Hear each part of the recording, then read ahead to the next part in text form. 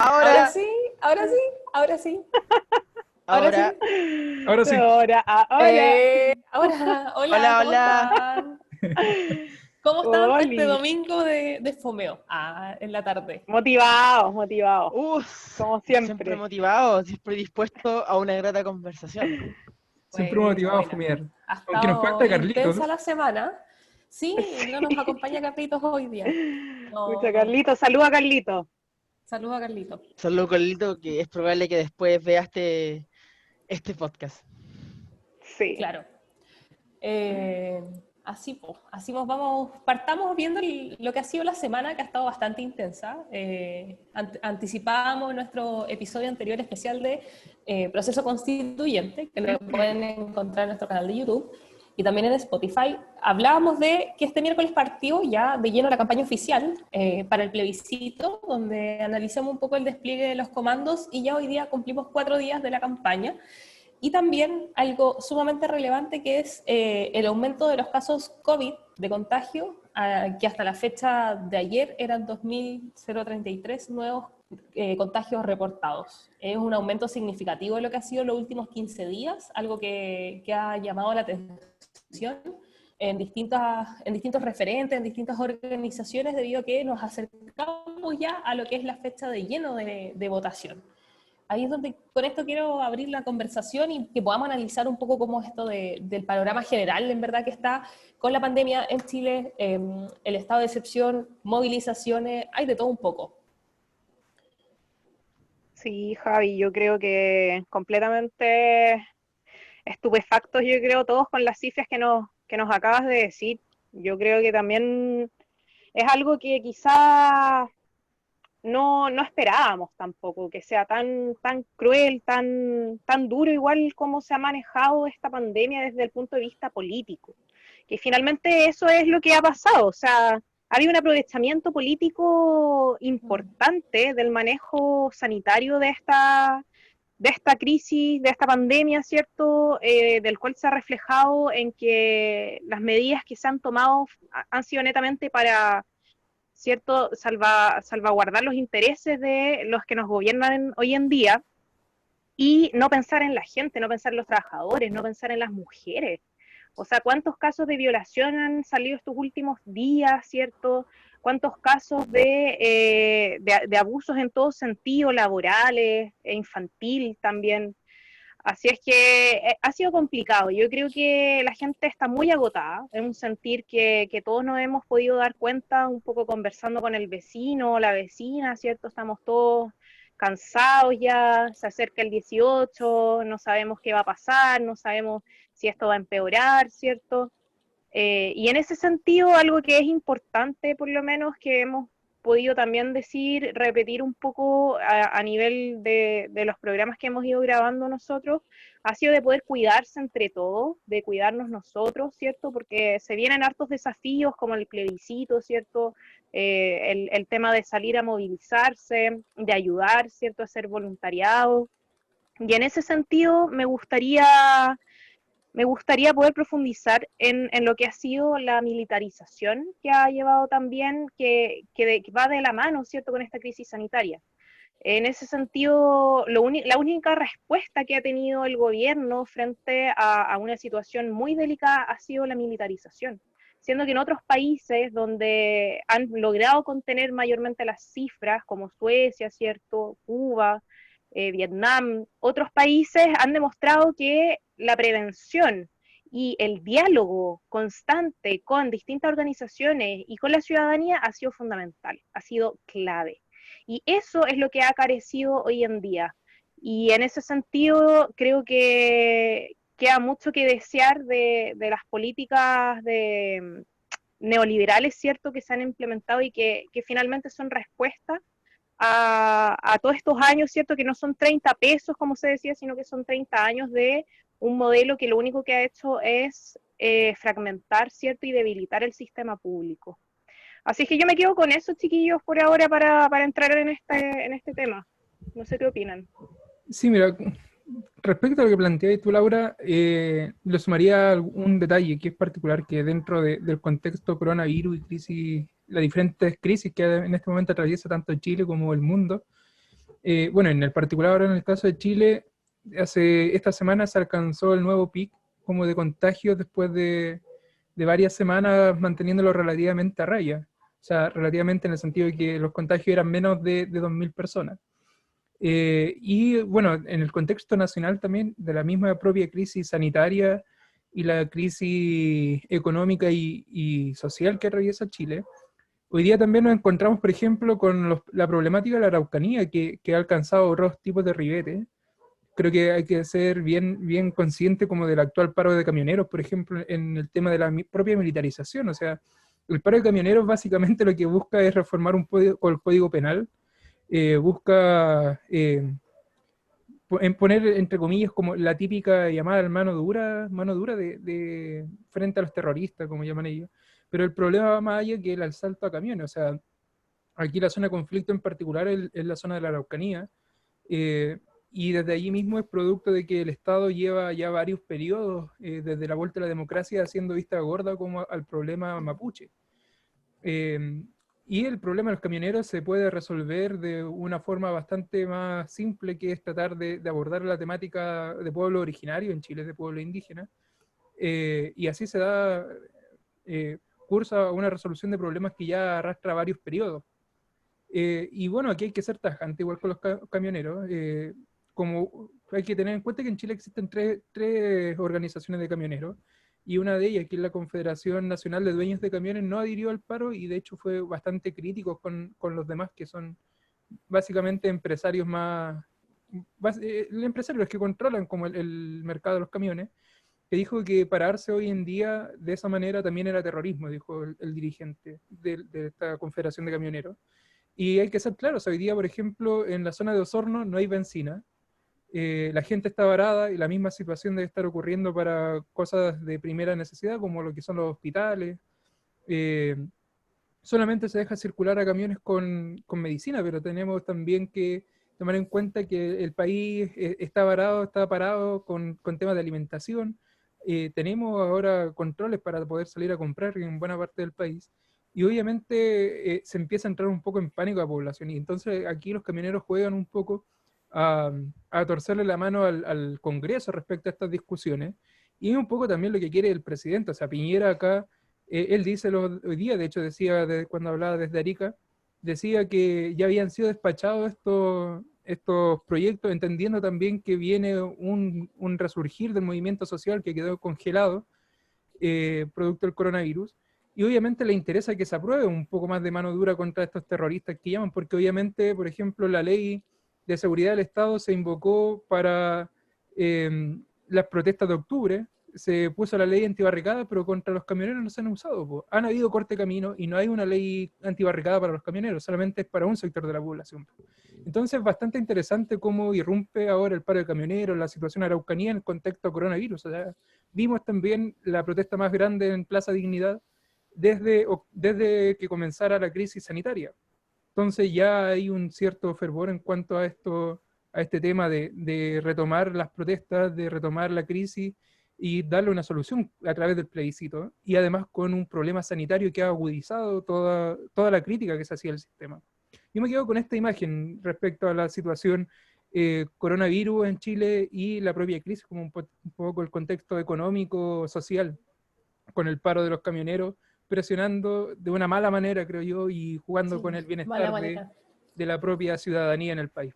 Esa es mi imagen como respecto a la temática. Sí, la verdad, lo que yo veo no es un panorama muy distinto al de ustedes. O sea, esta crisis se ha visto un aumento de los contagios. En un panorama general se ve también cómo se comportan las distintas regiones también a la pandemia. O sea, mientras vemos que se regulariza un poco en el norte o en regiones del centro, en zonas como el Biobío o el Punta Arenas la cosa se dispara, ¿cachai? Entonces, ¿cuál es el tipo de gestión que estamos viendo ahora? Ahora sí se viene una prueba de fuego para el control de esta pandemia, ya que distintas comunas de tanto de la región metropolitana como de Valparaíso van a entrar en la fase 3. ¿Qué significa esto? Que existirá un poco más de libertad, por ejemplo, los comunes que ya estuvieron, pueden tener reuniones de 50 personas, pueden desplazarse con mayor libertad, van a abrir las terrazas, ciertos restaurantes, entonces lo que no se puede hacer, no van a poder abrir los gimnasios o ese tipo de club, cine o ese tipo de servicios, pero una prueba de fuego porque es demasiado, ¿cómo se llama? Invariable, o sea, es muy variable la situación.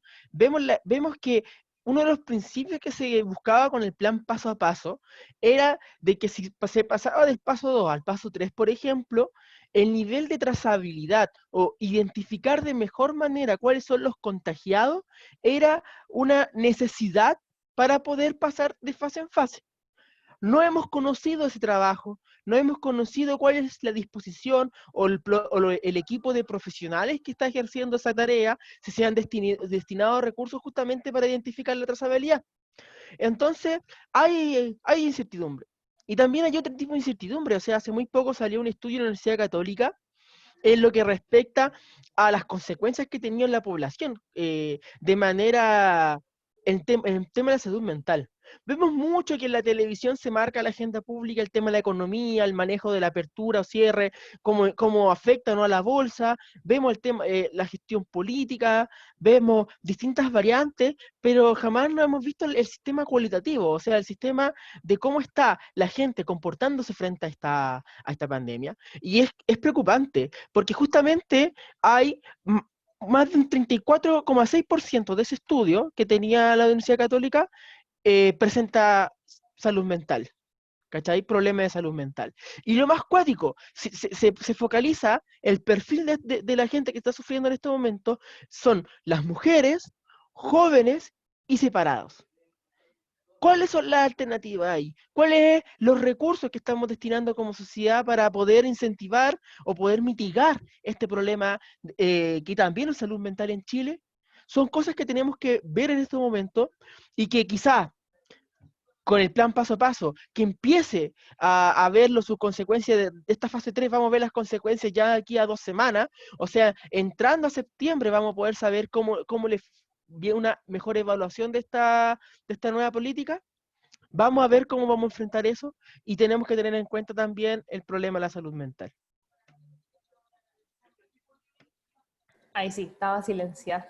Es importante lo que planteáis respecto a la salud mental, porque yo creo que algo que se ha visto, pues bueno, ya hemos conversado harto sobre que finalmente el confinamiento ha sido para todos muy distinto, y eso tiene que ver mucho con los recursos, con la cesantía, el aumento de la cesantía, la falta de seguridad social, que es equivalente al acceso o no el acceso que pueda tener a un tratamiento, o los mismos contagiados de COVID, que no ha sido para todos igual los pasos a seguir. Del elemento que planteaba el Pato que me gustaría rescatar es la salud mental, porque es una política pública que no se ha implementado en Chile y que no se ha visto y no se ha trabajado de forma integral. Hemos visto ya acarreados de hace años a una de las movilizaciones antes de octubre por la defensa de la salud pública y que esta sea gratuita y universal. Uno de los elementos que se incorporaba era hacer una crítica, por ejemplo, a lo que era la falta de psicólogos y psicólogas dentro de la atención integral hacia el bienestar de las personas en las comunidades, cosa que ya hacía falta. Entonces, ahora vemos un incremento también del estrés y un montón de sensaciones que antes no estaban.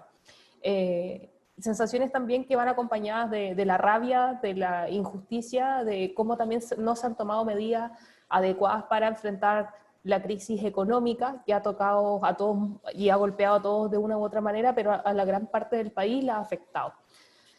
Con ello me quiero pasar al tema que está en todos lados, que tiene que ver con la campaña del plebiscito. Como les comentaba al comienzo, partió ya el miércoles pasado, se dio el vamos desde el CERVEL a los comandos. Han estado una serie de videos, también banderazos que han habido, represión a algunas caravanas, a otras no. Al parecer quienes reprimen a unos son escolta de otros. Y analicemos cómo se ha visto esto en realidad, cómo van estos primeros días de campaña del plebiscito. Sí, Bueno, es bien interesante como el panorama electoral. Es un panorama electoral que en un principio se pateó desde abril a octubre, esperando que los contagios bajaran, pero al parecer no ha sido tan así, más ahora con este paso a paso, que ciudades como Punta Arenas, por ejemplo, aumentaron su contagio. Y es bastante llamativo ver cómo vamos a dar posibilidad de derecho a voto a aquellas personas que tienen el coronavirus actualmente, que se encuentran contagiadas. He estado leyendo como un poco de la realidad internacional, algunas elecciones que se están llevando a cabo, se llevaron a cabo durante el periodo de crisis, principalmente ocurre en Europa, un poco en Medio Oriente. Por ejemplo, el caso de Israel llevó a cabo las elecciones donde se enfrentó a una abstención muy grande. Mismo situación similar pasó en París, un poco con temor a enfrentar estas elecciones, decía la noticia del diario, producto de esto, o sea, del miedo al contagio. Y también se enfrentaron como un poco a la misma situación respecto a cómo hacer votar, si es que se permite o no hacer votar eh, a aquellos que tienen contagio de coronavirus. En el caso particular de Chile, nuestro sistema electoral no contempla ningún otro voto más que el presencial frente a la urna, echando uno la papeleta, pero sería importante darle una vuelta, o sea, a cómo innovar, aunque estamos ya bien encima y sobre la marcha y todavía no se le da una solución, a cómo innovar en el sistema propio electoral. O sea, podemos revisar quizá un voto electrónico, revisar el voto por correo, pero cada una de las ideas que se han ido dando, el CERVEL la ha ido desechando por una u otra razón. O sea, por ejemplo, el hecho del voto por correo, por correspondencia, donde se deben identificar las personas, ha sido un problema porque no van a poder salir de las casas. Porque obviamente se le pide hacer cuarentena, se vio en un momento implementar algunos centros de salud para poder hacerlos votar, pero también obviamente se desechó la misma opción y el tema del voto electrónico cae la duda en que cómo vamos a cerciorar que el voto llegue como corresponde y se vaya almacenando como corresponde, sin un fraude electoral. Es necesario en este aspecto ir revisando cómo permitir el derecho a elecciones a aquellos que están contagiados, poder formar parte de esta decisión tan importante que ocurre en el país, que ya se aplazó una vez, recordemos que el plebiscito era en abril, y empezar a revisar quizás nuestro propio sistema electoral, o sea, nos demoramos años en incluir a la gente en el extranjero, y hoy nos enfrentamos al contexto de pandemia sin recoger la experiencia de los países extranjeros que ya enfrentaron elecciones durante este año. Es necesario, ya hay varias propuestas de parte de la oposición respecto a cómo llevar a cabo. Ahora queda decidir, o sea, el gobierno se ha cerrado netamente a votar que los enfermos de COVID voten. No obstante, debemos ver y garantizar este derecho, o sea, es necesario garantizarlo, es importante la decisión, más cuando aún de la misma derecha, por ejemplo, han salido ideas como ponerle un quórum mínimo de entrada al plebiscito, cosa que no estaba previsto. Entonces es necesario buscar este derecho que se cumpla y también desde dentro del mismo contexto ver un poco como posibilidad de abrir más el espacio democrático a los diferentes contextos. Ahora estamos en un contexto de pandemia, pero muchas veces la tercera edad queda excluida de las elecciones, ya sea por el hecho de no poder asistir a un local de votación. Deberíamos comenzar a resolver estos asuntos y a hacer un sistema más inclusivo, considerando la brecha tecnológica, por ejemplo, y la capacidad de acceso al propio derecho de ejercer el voto. Es un tema interesante que se debe resolver, hay que luchar para que se incluyan más, no solamente van a beneficiar a aquellos que están enfermos de coronavirus, sino que también a los que tienen una movilidad reducida, más aún ahora que es complejo acceder producto de las mismas limitaciones que tiene actualmente el país por el contexto sanitario. Sí, vemos igual un escenario complejo que ya se ha visto en las campañas, ya se ha visto en cómo se han desplegado los distintos comandos para poder enfrentar este escenario en contexto de pandemia, pero también hay, digámoslo, hay crisis, de la crisis pandémica también hay crisis política, se reordenan las fuerzas también, y vemos como por ejemplo cómo ahora, sorprendentemente, sectores digo sarcásticamente, sorprendentemente, sectores de Renovación Nacional, están sacando ya una agenda que van por el apruebo. Buscan, y me llama la atención que ellos supuestamente buscan romper con todo lo que tiene que ver las fake news que han visto, el temor que tiene la misma derecha por lo que ha pasado o lo que va a pasar después del plebiscito. O sea, ellos buscan como contener ese temor, pero lo que plantean es que uno de los puntos centrales que dicen es que no va a haber hoja cero, que, por ejemplo, que hay muchas cosas que confunden a la ciudadanía, que no va a ser un salto al vacío, y que hay varias cosas de esta constitución de que van a seguir vigentes, dijeron. O sea, me llamó la atención ahí cuando plantearon eso, pero después dicen que los derechos fundamentales, como la vida, la propiedad y ese tipo de cosas, están garantizadas por derecho internacional y todo. Pero me llama la atención ese tema de la hoja cero. O sea, creo que en este contexto la derecha ya, hay parte de la derecha que sabe que el rechazo es un salto al vacío. Vimos ahora al imputado Longueira, perdón, no es imputado, acusado Longueira por CQM, buscar apostar por el apruebo, decir que hay que quitarle la hegemonía del apruebo a la izquierda. Pero ¿bajo qué condiciones? Pues, o sea, ellos justamente ya están mirando ya las elecciones de las autoridades constitucionales, de la Convención Constitucional. Ya lo están prevaleciendo. Pero este reorden de fuerzas que se hace me llama la atención porque sabemos que son las personas más que fueron las defensoras por 30 años de esta Constitución, que justamente les garantizó el poder por todo este tiempo.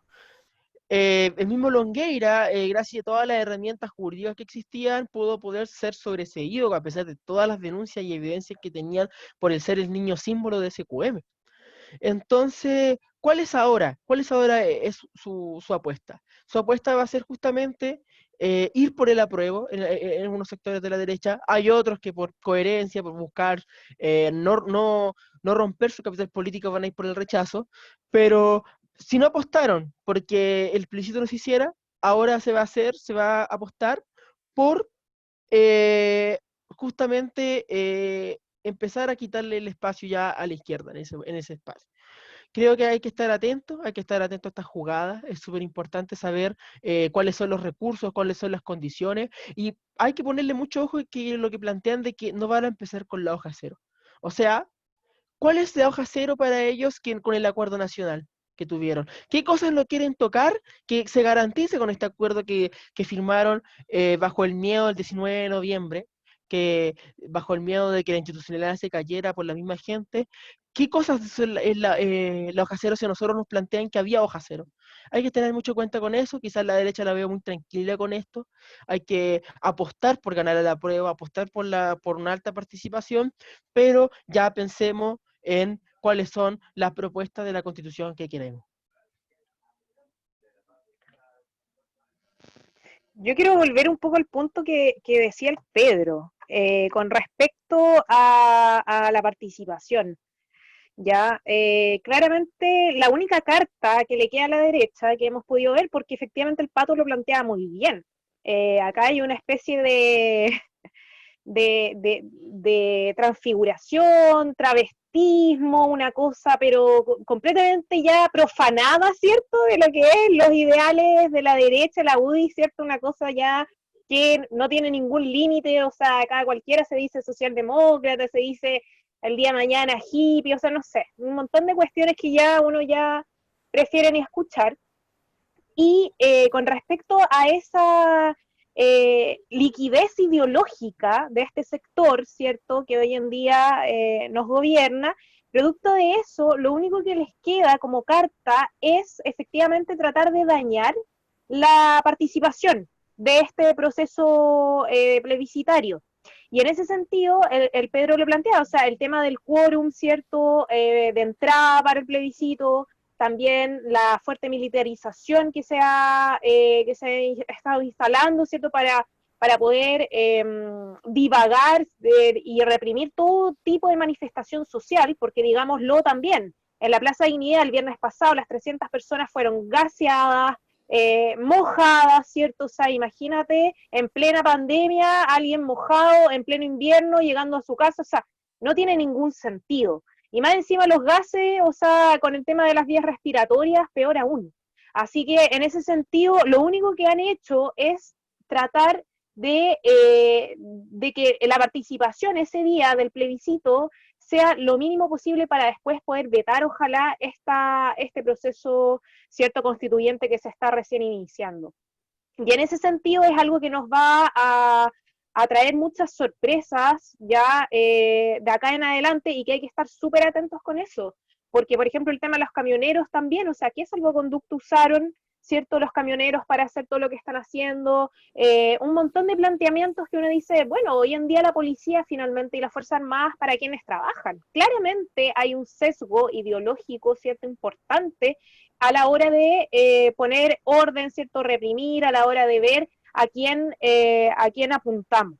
Y en ese sentido es un llamado, yo creo un poco que tenemos que hacer nosotros como jóvenes, ¿cierto? De poder asegurar la participación ese día, ya el 25 de octubre, yo creo que todos vamos a tener que pelarnos una papita para ir a buscar, ¿cierto? Al vecino más viejito, a poder llevarlo, ¿cierto? A rajarse con unas mascarillas, los que podamos, ¿cierto? O sea, podamos de poder ver distintas alternativas para que efectivamente la gente vaya a votar ese día y que finalmente que este proceso que nace desde las movilizaciones del 19 de octubre del año pasado, que es un proceso que la gente la siente como suya, una ganada, ¿cierto?, de poder decir, mira, tenemos un plebiscito, producto, fruto de nuestra lucha, que ese proceso ahora no venga a ser mermado, ¿cierto?, por esta gente que no le queda de otra que reprimir, no le queda de otra que jugársela para una baja participación, para poder agarrarse de algo y decir que esto no está funcionando. Y por ahí es un poco, yo creo, el llamado, o sea, de poder efectivamente velar, ¿cierto?, por esta participación y que superemos, ojalá, el 80%. Con eso me quedo un poco con el tema. Sí, está interesante el debate, sobre todo lo que se planteaba con el escribir en blanco. Uno de los talleres que se han estado haciendo, en uno me tocó participar y escuchaba a un abogado constitucionalista que decía, claro, o sea, no se puede partir en blanco, o sea, como abrir un Word y empezar a escribir de nuevo, o sea, porque hay una historia constitucional que se recogen elementos de la Constitución del 25, del 33, y es probable que se recojan elementos de esta Constitución, o sea, no es como que se parte de cero el escribirla, pero que era un tema más bien técnico. Ahora, lo técnico pasa a disputar lo político y cómo queremos construir esta nueva Constitución, esta nueva Carta Magna que sea escrita finalmente en democracia, que es lo que buscamos. Dentro de esta disputa que queremos dar en qué constitución queremos, para qué país queremos, qué modelo de desarrollo, algo importante que ha estado presente esta semana es el agua, la defensa también de los territorios, y así como hace un par de días, el 27 de agosto pasé más exacta, Putaendo gana un recurso de protección. La Corte de Apelaciones acogió el recurso que exige participación ciudadana en el proyecto de minera Vizcachita. Este fallo unánime de Valparaíso permitirá a la comunidad de Putaendo tener participación ciudadana, que es algo que estaban peleando, algo que viene hace años dándose en la comuna Putaendo, pero para yo no alargar más la introducción, tenemos a nuestro representante oficial que nos puede poner al día con toda la disputa, toda la pelea, con la revuelta ya que hay en medioambiental por la defensa del territorio y contra, ojo, el lobby político y empresarial que hay ahí. Es una fuerte lucha que hay allá. Sí, mira, la verdad estamos bastante satisfechos. Imagínate una noticia de esas características en esta crisis. La verdad, yo la considero como una de las mejores noticias que hemos tenido este año 2020. Fue una lucha larga, fue una lucha donde no es solamente de ahora, es una lucha donde son años donde se ha denunciado las irregularidades de esta minera. Un proyecto que es un holding que pertenece, es como una empresa junior de una empresa canadiense, de capitales canadienses, el cual ha sido un proyecto que ha buscado mermar la situación hídrica de la comuna, mermar también su tejido social, sus dirigentes, mojando incluso a sus representantes, pero ya veremos que en ese momento igual se saluda, por ejemplo, que estos mismos representantes han denunciado esos hechos, han denunciado, por ejemplo, el lobby que han buscado que organizaciones, exdiputados han querido instalar la minera, ellos han denunciado a nuestros representantes estos hechos, y es súper satisfactorio lo que pasó. ¿Cuál es el contexto? Es una minera que busca pitearse donde está justamente el sector del río donde nace, donde fluyen las aguas de la comuna, en un contexto de crisis hídrica, donde una empresa ya había hecho de manera ilegal sondajes mineros afectando la condición del agua.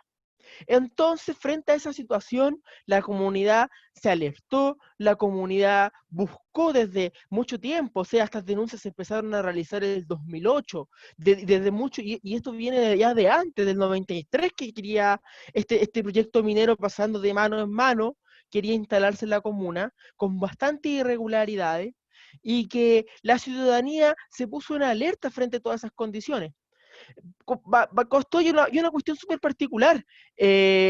La forma en que como la minera se negaba la participación de la ciudadana era un chiste, la verdad, porque el mismo ministro les consultaba por qué no querían la participación ciudadana, y ellos buscaban sacársela administrativamente, con unos argumentos súper débiles, la verdad, y que a pesar, que esto es lo súper interesante, esta minera siempre tuvo fallos en contra.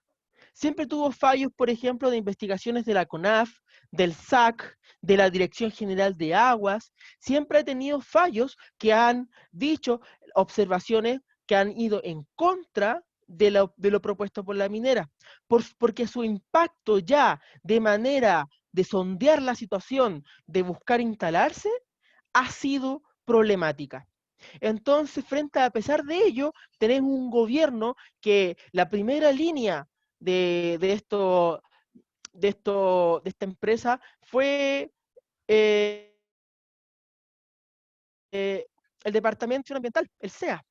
La primera línea de su defensa fue esta institucionalidad desde el Ejecutivo, donde ya en 2017 habían denuncias, se había logrado en el gobierno anterior tratar de frenar, aunque con mucha incertidumbre en momento, muchas vacilaciones, se había logrado poner en freno a esta minera, y de repente con este gobierno se aceleró todo el proceso, se aceleró de negar la participación ciudadana para su instalación. Entonces aquí hay redes de poder súper fuertes. Hay redes de poder que van desde consultoras como Imaginación, de la vieja Concertación, hasta el ex intendente de Valparaíso, Raúl Celis. Entonces, estamos hablando de un enemigo poderoso, implacable, como ya decía Piñera, que no respeta a nada ni nadie. No respetó nuestra cordillera, no respetó nuestra institucionalidad y no respetó a las comunidades que estaban instaladas en ese lugar. Por eso es histórico, para cerrar ya mi intervención, de que acá algo súper interesante, un antecedente súper bueno. Acá la participación ciudadana muchas veces tenían como antecedente en promedio 60 solicitudes de participación ciudadana de gente que firmaba participar en los proyectos ambientales en distintas zonas del país. Acá en Punta Arenas se lograron 2.000 peticiones, 2.000 cartas exigiendo participación ciudadana, que por eso se demoraron en aprobar cada una, en aprobar minuciosamente si su RUT, si estaba autorizado, si era legítimo ese poder que decía la gente que se mandó para el judicial. Y eso marca un hito. Es un hito que ni la Corte de Apelaciones pudo pasar por alto.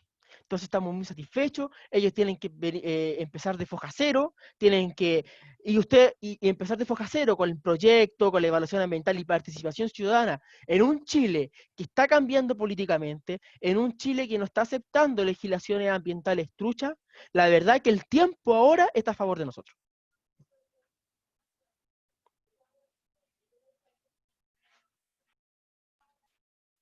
Gran avance ahí para Putaendo. Todo el rato. Un orgullo ahí, 2.000 firmas, es tremendo. Todo el rato, Pato. O sea, yo creo que los elementos que nos estáis dando en este momento son cruciales. Son cruciales para que también podamos hacernos el panorama de cómo efectivamente estas grandes empresas, ¿cierto?, son capaces de intervenir territorios sin ningún tipo de consideración frente a la población, ¿cierto?, que habita, a distintas también creencias que se da sobre todo, por ejemplo, en el tema de los indígenas.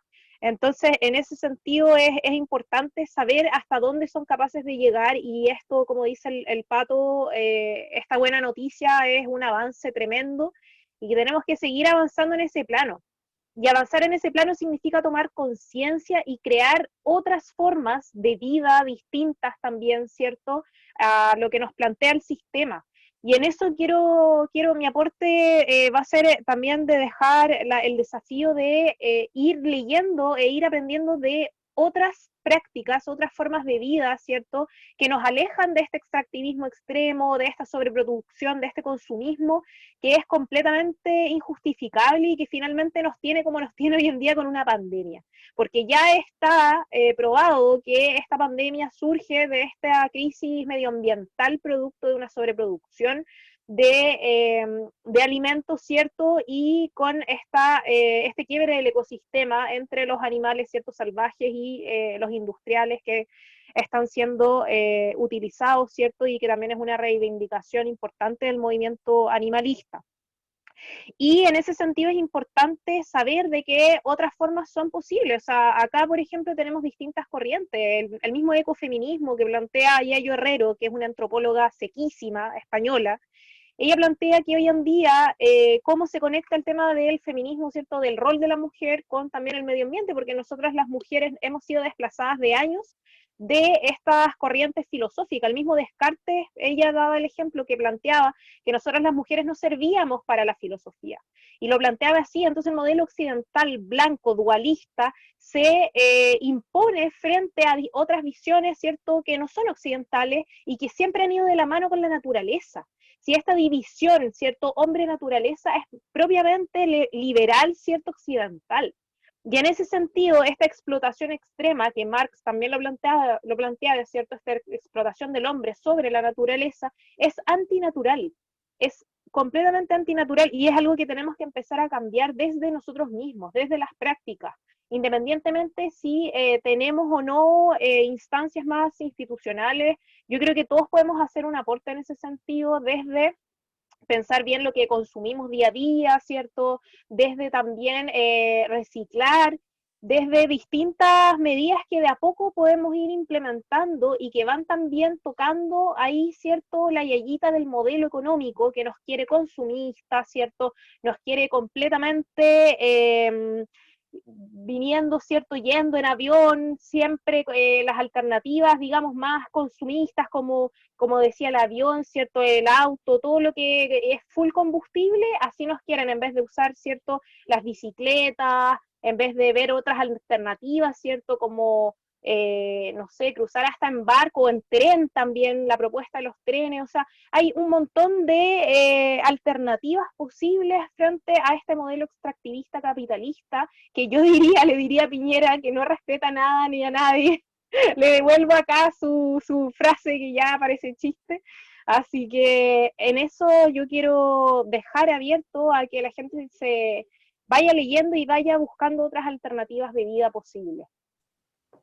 Sí, bueno, como en la misma tónica, pero yo me voy a parar un poco del lado de la Concagua, de acá, del Valle de Quillota, básicamente, que también enfrentan cosas particulares, y durante el estallido social se enfrentaron igual eh, varios problemas similares. ¿En qué sentido? O sea, por ejemplo, en el caso de la zona del Melón se encontró con la toma del Pozo 9, que básicamente fue que buena parte de Melón no tenía agua, no contaba con agua potable ya, y era porque la mina obviamente tiene varios pozos hechos para alimentar su producción.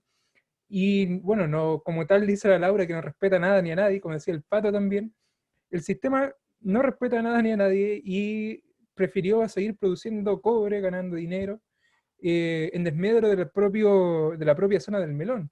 Bueno, y así se pasa un poco en todo lo que implica la zona de la Concagua. La zona de la Concagua, y particularmente el Valle de Quillota, es una zona que se mueve entre ser una ciudades agrícolas o pueblos agrícolas, y hay una mina ahí de Anglo American, Y por otro lado, ciudades como Calera y Quillota, que son ciudades básicamente de servicio, que alimentan a todas estas otras zonas. Y se ven atravesados obviamente por el río Aconcagua. Y aquí, por ejemplo, en la zona de Calera nos encontramos también con un problema particular respecto al tema del río Aconcagua, que es los malos olores que tiene el río. Ya llevamos casi 10 años de sequía, y el río cada vez lleva menos agua, que obviamente es extraída, que no logra llegar a todas las zonas que antes regaba, y además que hay fábricas alrededor, porque Calera es prácticamente una ciudad relativamente industrial, lanzan desechos, entonces la ciudad apesta, huele a podrido normalmente, producto de esta contaminación, y son problemáticas que han ido tocando, y que tal como dice el Pato, hay ciertos lobbies. Calera es una ciudad más o menos bien contaminada, ahora tenemos problemas del agua con estos malos olores que salen producto de la contaminación de la industria hacia el río. Por otro lado tenemos a Cemento Melón, que por mucho tiempo respetó poco y nada las normas de emanación de gases. Estudiando yo frente al Cemento Melón, recuerdo hacer educación física con una chimenea lanzando humo gris, los días nublados a toda máquina, aprovechando que no se notaba tanto. Entonces son problemáticas que obviamente van surgiendo y que con el estallido social han ido floreciendo. Calera, bueno, está la llamada Ley Calera, que todavía duerme en el Congreso, que es normar la emanación de olores, producto de que la ciudad huele mal, huele a caca últimamente. Entonces, en general, el tema del Valle de la Aconcagua y de la zona en particular de, por ejemplo, La Ligua, que no tiene agua, que ha enfrentado la crisis con una planta desalinizadora hecha por la municipalidad. Por otro lado está el caso de Putaendo de la minera.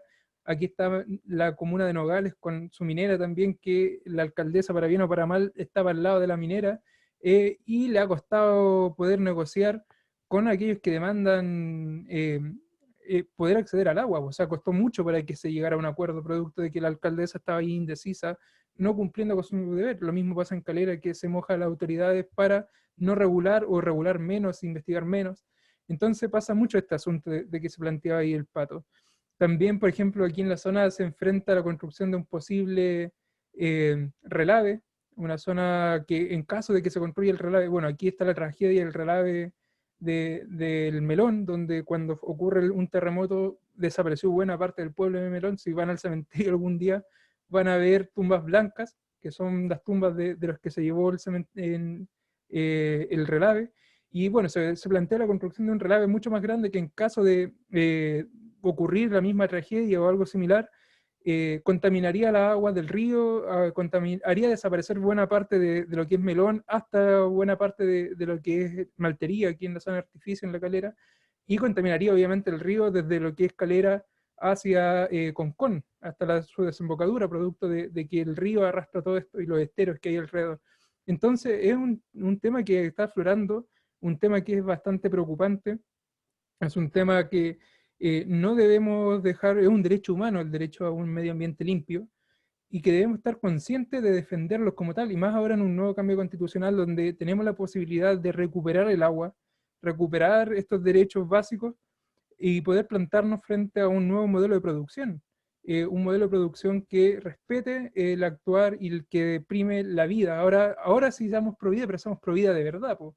No esto de defender las dos vidas, defendamos el derecho a una vida sana, a una vida digna en un medio ambiente limpio. A eso me refiero con ser pro vida, porque es fácil decir, no, defendamos las dos vidas y estas cosas, eso es un puro humo. Pero si vamos a ser pro vida, defendamos la vida que ya está actuando, que es crecido, que tiene conciencia de sí. Entonces hay que ser claro con esto y defendamos un medio ambiente limpio como tal. Sí, yo creo que es clara ahí es interesante esa conurbación que se da entre Putaendo, La Ligua, Petorca, Nogales, lo que está pasando en Calera con el exceso de contaminación, polución puede que se llame, estas partículas en el aire, que son las que contaminan. Y ojo que en Quillota también hubo un problema como a principio de año de que Boco se estaba quedando sin agua, y hace poco salió la noticia de que ya se había como logrado hacer un pozo.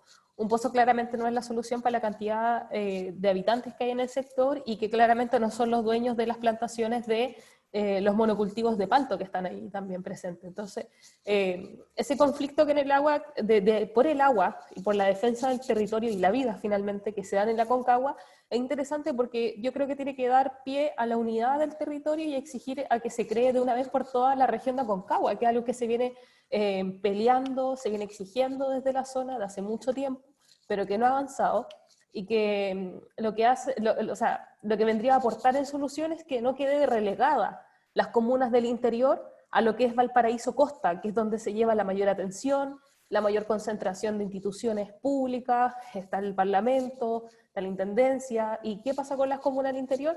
Están también dando una tremenda pelea, pero nadie los pesca. Entonces, creo que ahí sería bueno volver y retomar y darle con más fuerza en este proceso constituyente la importancia de la autonomía de las regiones y el reconocimiento también de las regiones que se forman in situ geográficamente, porque Valparaíso es muy amplio y claramente existe una relegación hacia quienes están al interior. Pasamos a cerrar nuestro programa de hoy, interesante con harto tema, la verdad. Yo creo que harto se nos ha quedado en el tintero. Hemos abordado harto el evento desde el medio ambiente, la constitución, los despliegues que ha tenido la campaña en momentos de pandemia. Yo creo que no nos imaginábamos esto hasta el año pasado, así que las últimas reflexiones antes de cerrar nuestro capítulo de hoy.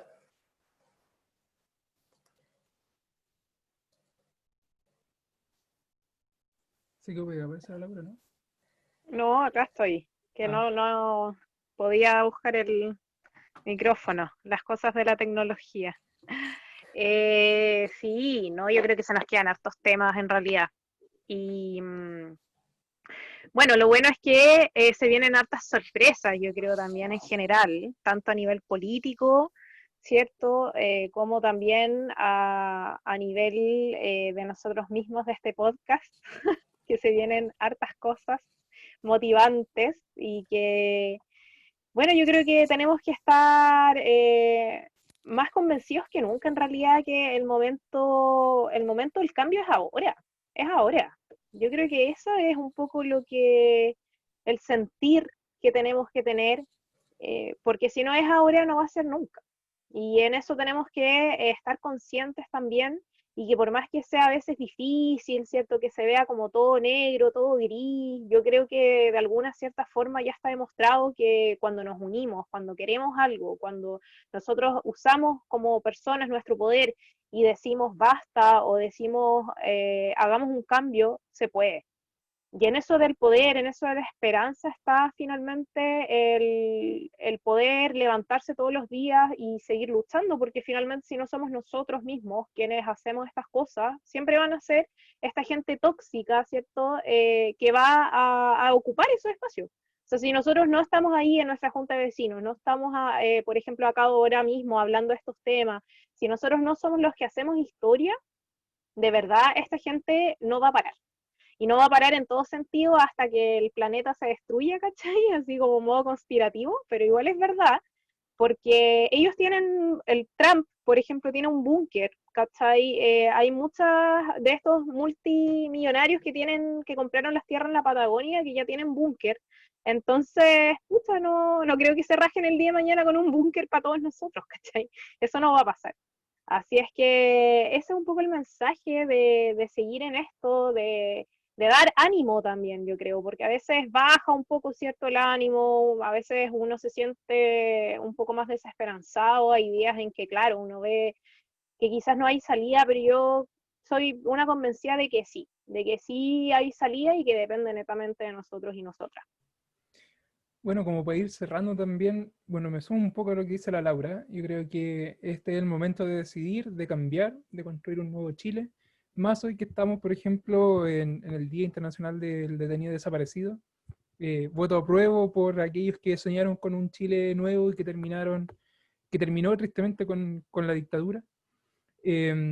Y por eso, o sea, yo creo que ahora es cuando tenemos la opción de votar, tenemos la opción, quizás no es las condiciones que queríamos, se hizo un pacto de paz, entre comillas, entre gallo y medianoche, pero tenemos algo, podemos construir algo, es importante ganar la convención constituyente, más allá si nos gusta o no, y ganar los constituyentes, porque ahí es cuando hay que poder modificar luego las diferentes cosas que pueden quedar en la constitución.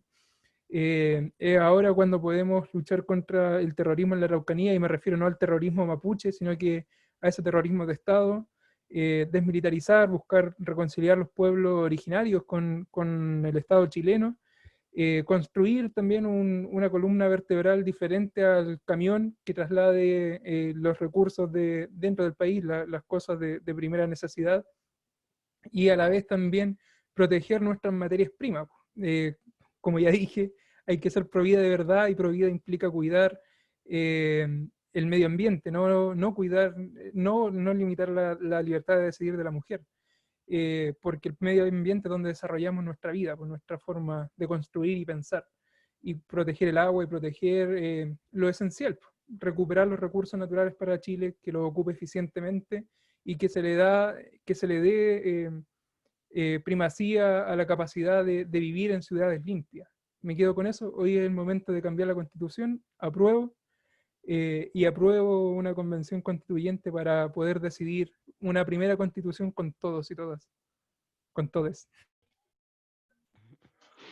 Sí, la verdad es que rescato lo que dice Pedro respecto a que hoy día es un día de memoria, o sea, qué bueno que nos demos este espacio también para reconsiderar, resignificar también lo que es un día como el Día de los Desaparecidos, que acá en Chile todavía no hay reparación, hay incertidumbre, ¿dónde están?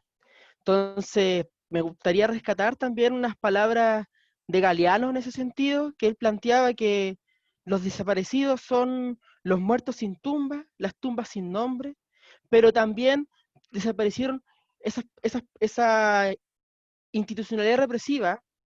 El objetivo para poder desaparecer a estas personas era para desaparecer un proyecto colectivo.